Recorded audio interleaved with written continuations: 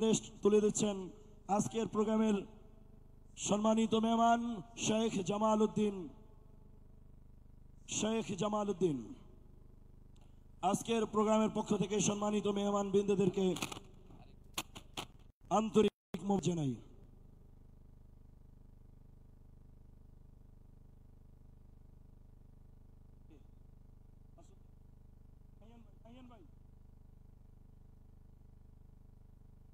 আজকের প্রোগ্রামের সম্মানিত প্রধান অতিথিকে ব্যাজ পরিয়ে দিচ্ছেন আজকের প্রোগ্রামের সম্মানিত সভাপতি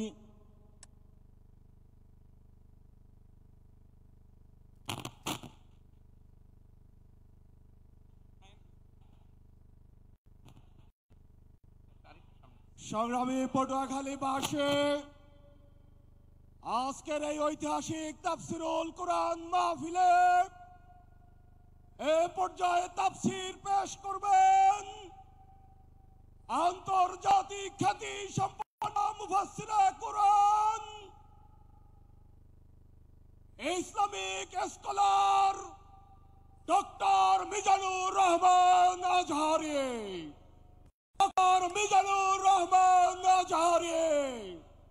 আমরা প্রধান মুফাসসিরকে পটুয়াখালীবাসীর উদ্দেশ্যে মূল্যবান তাফসির পেশ করার বিনীত অনুরোধ জানাচ্ছে।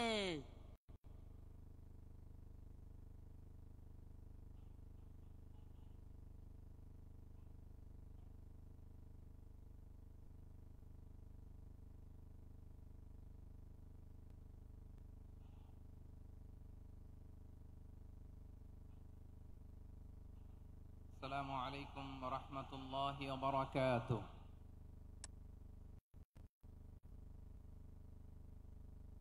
إن الحمد لله نحمده ونستعينه ونستغفره ونؤمن به ونتوكل عليه ونعوذ بالله من شرور أنفسنا ومن سيئات أعمالنا. من يهده الله فلا مضل له ومن يضلل فلا هادي له أي فلن تجد له وليا مرشدا. ونشهد أن لا إله إلا الله وحده لا شريك له والذي لا ضد له ولا ند له لا مثل له ولا مثيل له لا وزير له ولا كفيل له لا شبه له ولا شبيه له لا ولد له ولا والد له وهو الواحد الفرد الصمد لم يلد ولم يولد ولم يكن له كفوا أحد. ونشهد أن سيدنا ونبينا وحبيبنا وبشيرنا ونذيرنا وطبيبنا وطبيب قلوبنا وحبيبنا وحبيب ربنا محمدا عبد الله ورسوله أرسله بالحق بشيرا ونذيرا وداعيا إلى الله بإذنه وسراجا منيرا.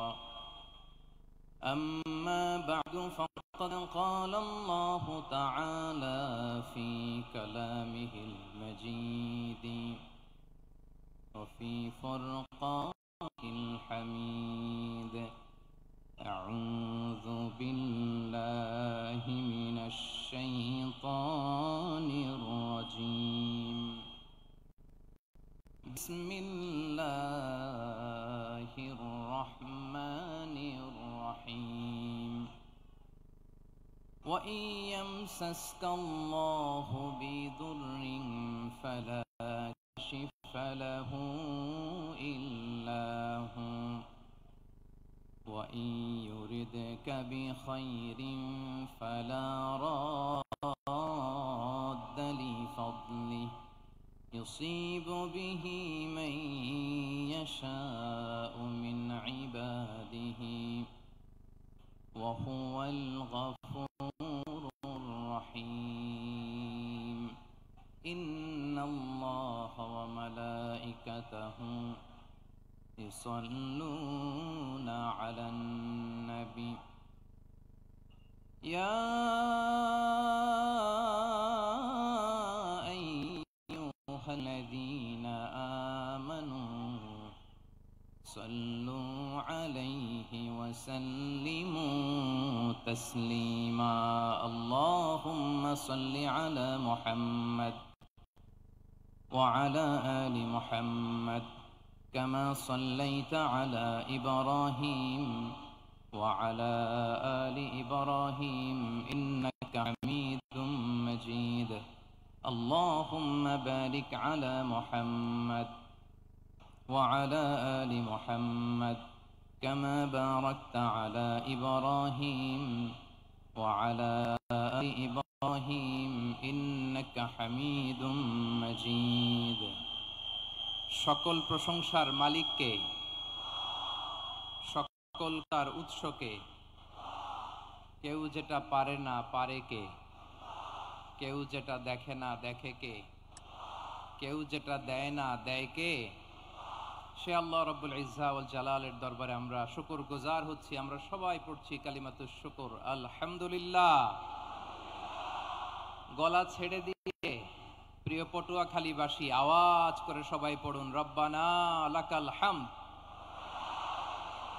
হামদান কাসীরান তাইয়িবান মুবারাকান ফি ইয়া রাব্বি লাকাল হামদু কামা ইয়ানবাগি লিজালালি ওয়াজহিকা ওয়া আযীমি সুলতানিকা লাকাল হামদু বিল ঈমান লাকাল হামদু বিল ইসলাম লাকাল হামদু বিল কুরআন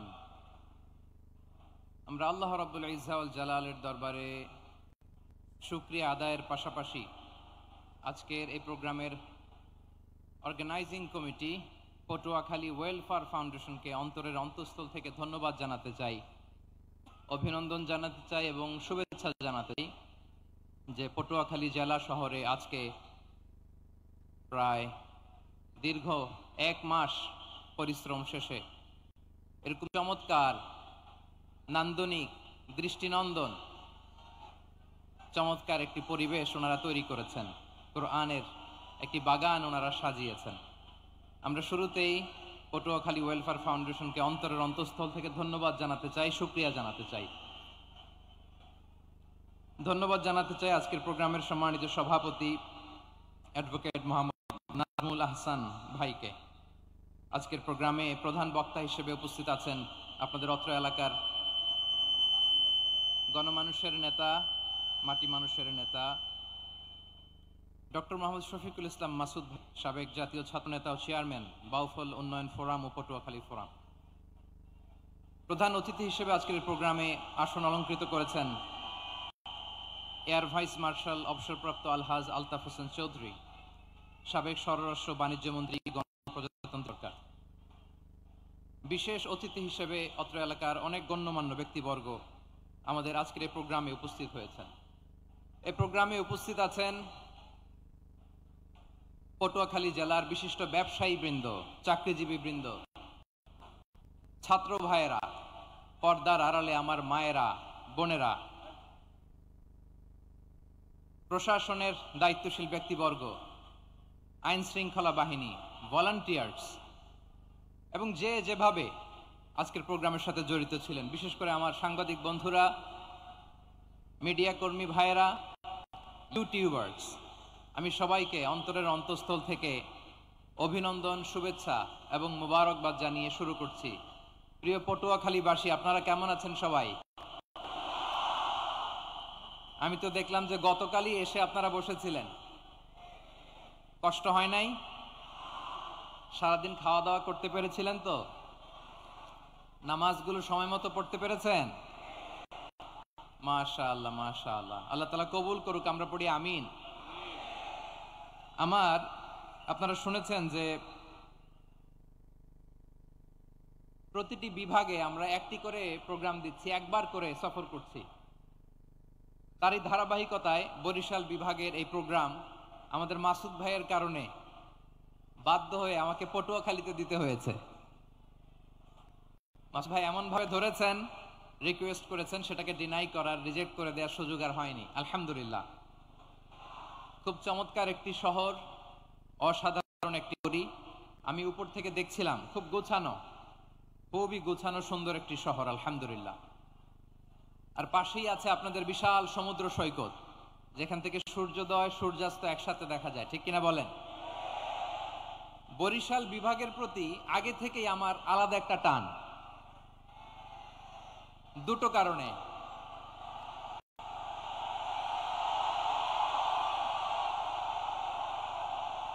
আলহামদুলিল্লাহ, আলহামদুলিল্লাহ, মাশাআল্লাহ।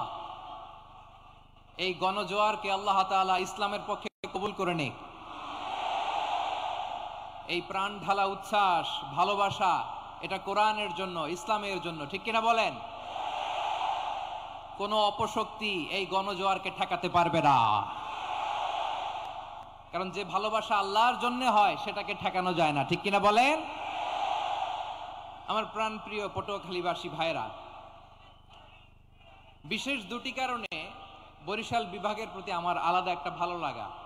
এর কারণ, এই অঞ্চলে আলেম ওলামা বেশি, ঠিক কিনা বলেন? আজ এই প্রোগ্রামে অনেক কওমি মাদ্রাসার মুহতামিম সাহেবরা এসেছেন, আমি শুনেছি। আলিয়া মাদ্রাসার প্রিন্সিপাল হুজুররা এসেছেন, খতিব সাহেবরা এসেছেন, ইমাম সাহেবরা এসেছেন, মুয়াজ্জিন সাহেবরা এসেছেন। এই বিভাগে আলেম ওলামা বেশি। তার প্রমাণ, এখানে এই বরিশালের ভেতরে আছে সারসিনা দরবার, ঠিক কিনা বলেন? অনেক হাক্কানি একটা দরবার। সারসিনার মরহুম পীর সাহেব হুজুরের খেদমত করেছি আমি অনেকবার, সুযোগ হয়েছিল আমার ছাত্র জামানায়। তো ওনাদের মাদ্রাসা কেন্দ্রিক অনেক খেদমত, আলহামদুলিল্লাহ। তারপর এই বিভাগে রয়েছে চরমনাই দরবার, ঠিক কিনা বলেন? ওনাদেরও বিশাল মাদ্রাসা, ধর্মীয় অঙ্গনে, মাদ্রাসা অঙ্গনে, রাজনৈতিক অঙ্গনে ওনাদের অনেক খেদমত। তারপরে এখানে আছে ঝালকাঠি এনএস কামিল মাদ্রাসা। আমরা কায়েদ সাহেব হুজুরের কথা শুনেছি, আল ইত্তেহাদ মা আল ইখতিলাফ, মতবিরোধের সাথে ঐক্য, অসাধারণ কথা। তো এই সমস্ত বড় বড় আল্লাহওয়ালাদের আগমন এই ভূখণ্ডে হওয়ার কারণে এখানে ধর্মীয় বিশৃঙ্খলা, মারামারি কম, আছে ঐক্য, ঠিক কিনা বলেন? বরিশাল বিভাগের প্রতি আমার বিশেষ ভালোবাসার এটা একটা কারণ। দুই নাম্বার কারণ হচ্ছে, আমি ঢাকাতে যে মাদ্রাসায় পড়েছি, দারুন নাজাত সিদ্দিকিয়া কামিল মাদ্রাসা, আমার মাদ্রাসার শিক্ষক মন্ডলীর অধিকাংশ হচ্ছে এই বরিশালের, আলহামদুলিল্লাহ। আমাদের শ্রদ্ধেয় প্রিন্সিপাল হুজুর আখম আবু বকর সিদ্দিক হাফিজাহুল্লাহ ওয়া রাআহ, উনি এলাকার সহ পুরো দারুন নাজাত মাদ্রাসার অধিকাংশ আসাতাজা ইকরাম এই ভূখণ্ডের, এই অঞ্চলের হওয়ার কারণে ছোটবেলা থেকেই বরিশালের প্রতি আমার একটি ভালোবাসা।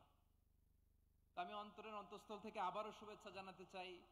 আমি আমাদের অনেক ভাইদেরকে দেখতে পাচ্ছি, আপনারা বসার জায়গা পাননি, দাঁড়িয়ে আছেন এবং খুবই নিশ্চুপ, শান্ত, সুশৃঙ্খল। The people of Barishal, they are very smart, আলহামদুলিল্লাহ, মাশাআল্লাহ। এবং শ্রোতা যাদেরকে দেখতে পাচ্ছি, বেশিরভাগের বয়স 15 থেকে 25। জেনজি, যেখানেই যাই জেনজি আমারে ছাড়ে না, মাশাআল্লাহ। এরাই আগামীর বাংলাদেশ, এরাই বাংলাদেশ। এদের হাতে নিরাপদ আমার লাল সবুজের পতাকা,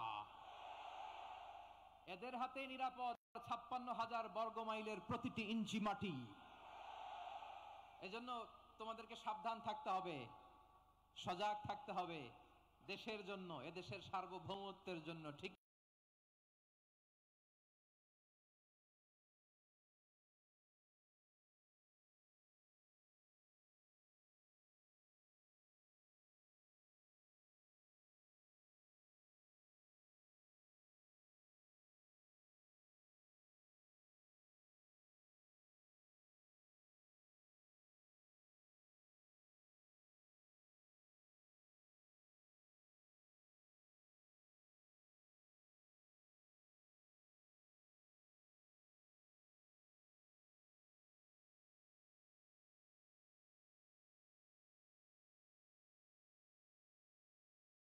আমার লাল সবুজের পতাকা,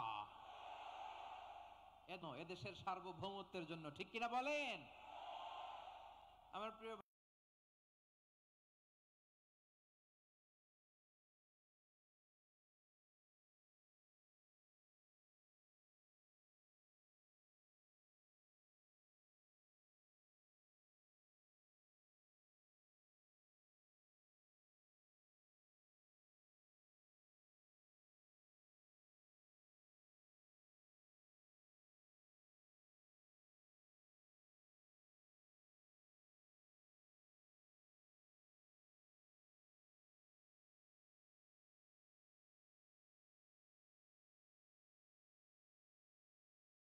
খোঁজখবর নিয়ে আমি আলোচনা শুরু করবো ইনশাআল্লাহ বিইذنিল্লাহ।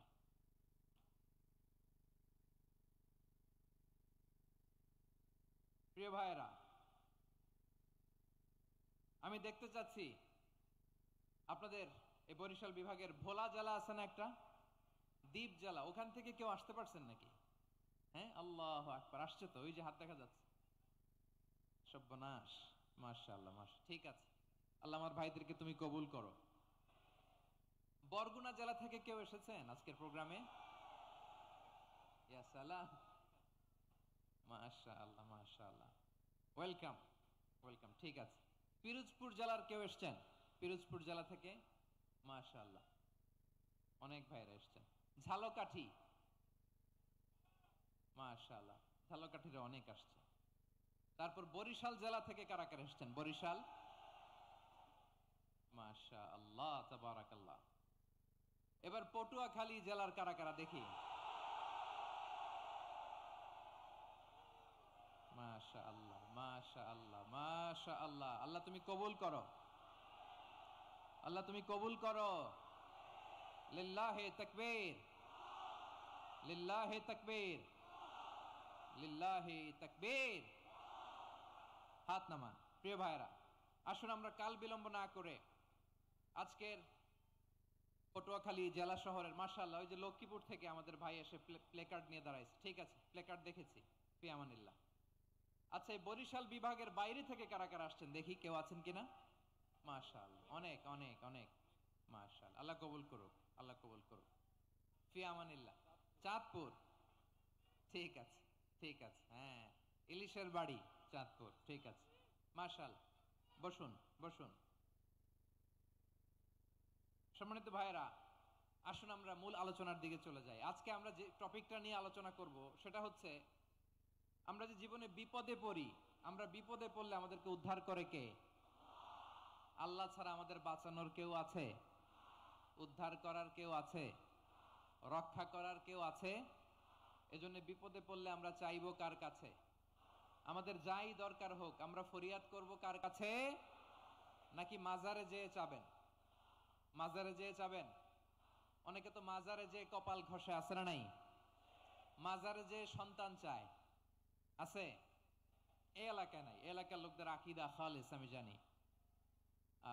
মাজারে যেয়ে কপাল ঘষে আর সন্তান চায়। আচ্ছা, মাজারে গেলে সন্তান পাওয়া যায়? আচ্ছা, মাজারে না গেলে যদি বাচ্চা না হতো, গরু ছাগলের যে বাচ্চা হয় ওরা কোন মাজারে মানত করে বলেন? কথা কি বুঝতেছেন? এই যে প্রতি বছর গরু ছাগল ভেড়া এগুলো যে বাচ্চা দেয়, এরা কোন মাজারে যে মানত করে? এজন্য চাইতে হবে একজনের কাছে, তিনি কে? আমার প্রিয় পটুয়াখালীবাসী, মাজার জিয়ারত করা সুন্নাহ। আমরা মাজার জিয়ারত করব, আল্লাহ ওয়ালাদের কবরে যাব, আমরা সেখানে যে সালাম দিব, দোয়া করব, নিজের জন্য করব, কবরে শুয়ে থাকা মাইয়েতের জন্য করব, পুরো মুসলিম উম্মার জন্য করব। কিন্তু কবরে যিনি শুয়ে আছে ওই বাবার কাছে সন্তান চাওয়া যাবে? চাকরি চাওয়া যাবে?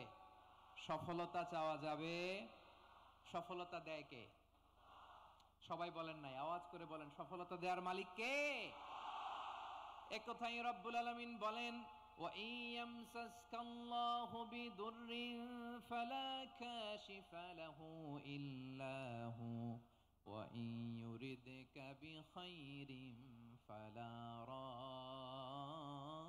রাদ্দা লিফাদলি يصيب به من يشاء من عباده وهو الغفور الرحيم الله أكبر আল্লাহ বললেন ওয়া ইয়ামসাসকাল্লাহু বিদুররিন ফালা কাশিফা লাহু ইল্লা হু।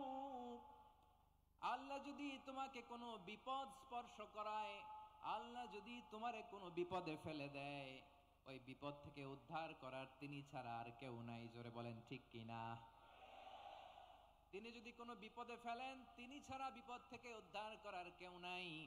আর তিনি যদি তোমার প্রতি কোনো অনুগ্রহ করতে চান, ওই অনুগ্রহ ঠেকিয়ে দেওয়ার ক্ষমতাও কারো নাই। আল্লাহ যদি আপনার সফলতা দিতে চায়, পৃথিবীর কোন শক্তি ওই সফলতাকে থামাতে পারে? এজন্য আল্লাহ বললেন, খবরদার, চিন্তার আকীদা খালিস করে নাও। ওয়া ইয়ামসাসকাল্লাহু বিদুররিন ফালা কাশিফা লাহু ইল্লা হু। আল্লাহ বিপদে ফেললে বিপদ থেকে উদ্ধার করার কেউ থাকে না। আর আল্লাহ যদি তোমার প্রতি দয়া দেখাতে চান, অনুগ্রহ করতে চান, ওই অনুগ্রহকে প্রতিরোধ করার মতো ক্ষমতা কারো নাই। তিনি তার বান্দাদের মধ্য থেকে যাকে ইচ্ছা তাকে দেন, যত ইচ্ছা তত দেন। তিনি ক্ষমাশীল, তিনি মেহেরবান। সুবহানাল্লাহ। তিনি ক্ষমাশীল, তিনি মেহেরবান। তাহলে এই আয়াত থেকে আমরা বুঝতে পারলাম, আমরা যদি বিপদে পড়ি আমাদেরকে কেউ বাঁচাতে পারে না।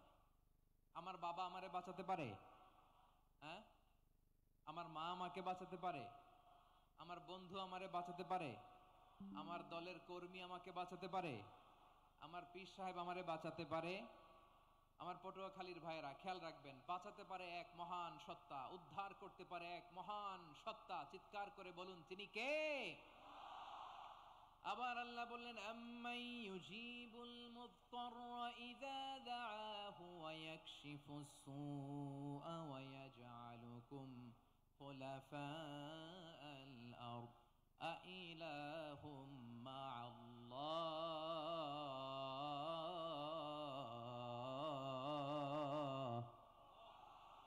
ক্বালিলাম মা তাযাক্কারুন। রব্বুল আলামিন বলেন, বিপদে পড়ে কাতর কণ্ঠে চিন্তাগ্রস্ত হয়ে যখন কেউ ফরিয়াদি হয়ে আল্লাহর ডাকে হাত তোলে, তখন ওই ব্যক্তির ডাকে সাড়া দেয় কে?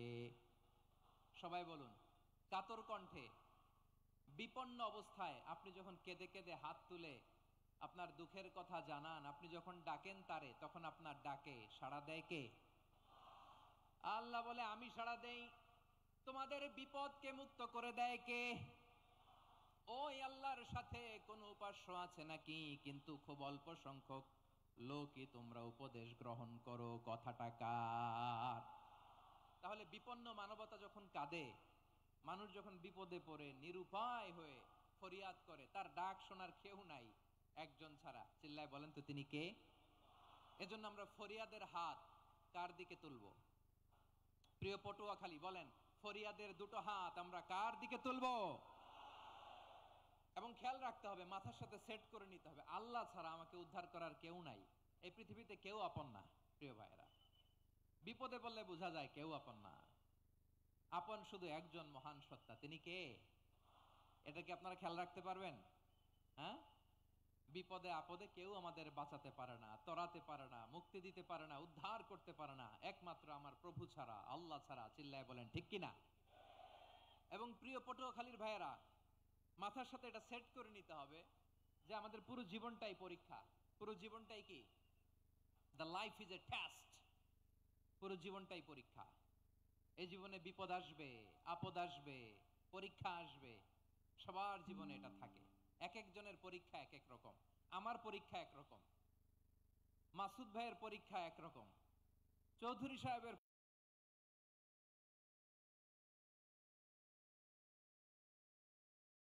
পরীক্ষা ক্ষেত্র।